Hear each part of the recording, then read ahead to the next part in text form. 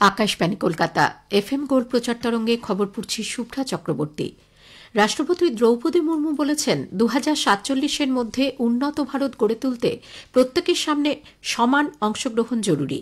উত্তরাখণ্ডের হরিদ্বারে আজ পতঞ্জলি বিশ্ববিদ্যালয়ের দ্বিতীয় সমাবর্তন অনুষ্ঠানে রাষ্ট্রপতি মেয়েদের শিক্ষার ওপর গুরুত্ব দিয়ে বলেন, শিক্ষিত কন্যারাই পারে দেশের গৌরব বৃদ্ধি করতে।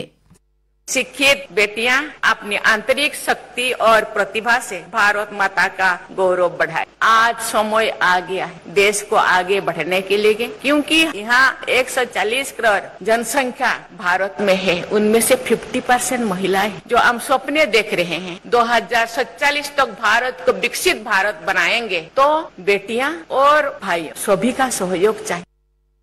রাষ্ট্রপতি আজ দেরাদুনের রাজপুর রোডে একটি সেতুর উদ্বোধন করেন। অনুষ্ঠানে উপস্থিত ছিলেন রাজ্যপাল গুরমিত সিং এবং মুখ্যমন্ত্রী পুষ্কর সিং ধামি। সন্ধ্যায় শ্রীমতী মুর্মু দেরাদুনের রাষ্ট্রপতি নিকেতনে আন্তর্জাতিক সাহিত্য, সংস্কৃতি ও শিল্প উৎসবে অংশগ্রহণকারীদের সঙ্গে সাক্ষাৎ করবেন। উল্লেখ্য, 3 দিনের উত্তরাখণ্ড সফরে আজ সকালে দেরাদুন পৌঁছন রাষ্ট্রপতি। উপরাষ্ট্রপতি সিপি রাধাকৃষ্ণন বলেছেন, গ্রন্থাগার হল এমন এক স্থান যেখানে প্রতিনিয়ত জ্ঞানের গভীর বিশ্লেষণ চলে। লাইব্রেরি এম্পায়ারিং কমিউনিটিজ গ্লোবাল পার্সপেক্টিভস শীর্ষক আন্তর্জাতিক সম্মেলনে আজ ভার্চুয়ালি বক্তব্য রাখছিলেন তিনি। গ্রন্থাগারকে শিক্ষার মন্দির হিসেবে বর্ণনা করে উপরাষ্ট্রপতি বলেন, বর্তমানে ডিজিটাল যুগে গ্রন্থাগারগুলি জ্ঞানের কেন্দ্র হিসেবে কাজ করছে এবং মানুষকে সঠিক তথ্য পেতে সাহায্য করছে। কেরালায় 80 বছর ব্যাপী গ্রন্থাগার আন্দোলনের স্মরণে পিএন পানিক্কর ফাউন্ডেশন দুদিনব্যাপী এই সম্মেলনের আয়োজন করেছে। বিহারে আসন্ন বিধানসভা নির্বাচনের প্রচারাভিযান আরও জোরদার হয়েছে। প্রধানমন্ত্রী নরেন্দ্র মোদী আজ ভোজপুর জেলার আরাতে এক জনসভায় যোগ দিয়ে বলেন, এনডিএর নির্বাচনী ইস্তাহারে বিহারে উন্নয়নের আন্তরিক প্রচেষ্টা প্রতিফলিত হয়েছে। মহাজোটের নির্বাচনী ইস্তেহারকে মিথ্যে প্রতিশ্রুতি সমাহার বলে কটাক্ষ করেন তিনি। প্রধানমন্ত্রী বলেন, এনডিএ সরকারের লক্ষ্য মহিলাদের ক্ষমতায়ন। একই সঙ্গে যুব সমাজের উন্নয়নেও এনডিএ সরকার প্রতিশ্রুতিবদ্ধ বলে জানান তিনি। बिहार देश के उन राज्यों में से है जहां सबसे अधिक युवा आबादी है। इसलिए एनडीए का बहुत जोर बिहार में शिक्षा और कौशल पर है। हमारा संकल्प है कि बिहार का युवा बिहार में ही काम करेगा। বেগুসরাইয়ে এক জনসভায় কংগ্রেস নেতা রাহুল গান্ধী বলেন, বিহারের যুব সমাজ যেখানে কর্মসংস্থানের দাবি জানাচ্ছেন, সেখানে প্রধানমন্ত্রী ইন্টারনেট এবং ডেটার কথা বলছেন। বিজেপি নেতৃত্বাধীন সরকার সস্তায় ডেটা দিয়ে বিশেষ শিল্পগোষ্ঠীর সুবিধা করে দিচ্ছে বলে অভিযোগ করেন তিনি। जिनके पास पैसा है उन सबको पेपर मिल जाता है और बिहार का युवा है वो देखता रह जाता है। आप खुश हो क्या? आप मजदूरी के स्टेटस से खुश हो क्या? पूरे देश में कहा जाता है, नीतीश जी की मैं आपको देन बताता हूँ, उन्होंने आपके लिए क्या किया मैं बताता हूँ। आप किसी भी प्रदेश में चले जाइए और पूछिए बिहार के बारे में बताइए, बिहार के लोगों के बारे में बताइए, कहेंगे भैया वो तो मजदूरी करते हैं।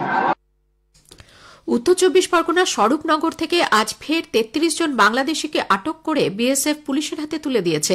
এদের মধ্যে 2 জন শিশু সহ 15 জন এবং পরে বাকি 18 জনকে বসিরহাট আদালতে তোলা হলে বিচারক 14 দিনের জেল হেফাজতের নির্দেশ দেন।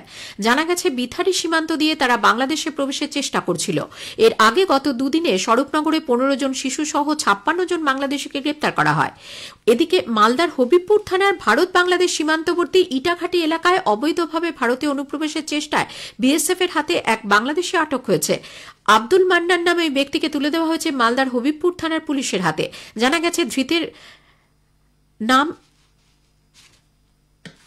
ধৃতের বাড়ি বাংলাদেশের চাপাই নবাবগঞ্জ জেলার গোমস্তাপুর থানার অন্তর্গত টমপাড়া গ্রামে। অন্যদিকে শিলিগুড়ির ভারত নেপাল সীমান্তের পানি ট্যাঙ্কি থেকে এক বাংলাদেশি নাগরিককে আটক করেছে এসএসবি। ধৃত 26 বছরের হেমাল চন্দ্র রায় বাংলাদেশের দিনাজপুরের বাসিন্দা। তার কাছ থেকে উদ্ধার হয়েছে নকল ভারতীয় আধার কার্ড। 2.5 মাস আগে ভারতে ঢুকে শিলিগুড়ির বিভিন্ন এলাকায় রাজমিস্ত্রি কাজ করছিল সে। ধৃতকে খড়িবাড়ি থানার পুলিশের হাতে তুলে দেওয়া হয়েছে।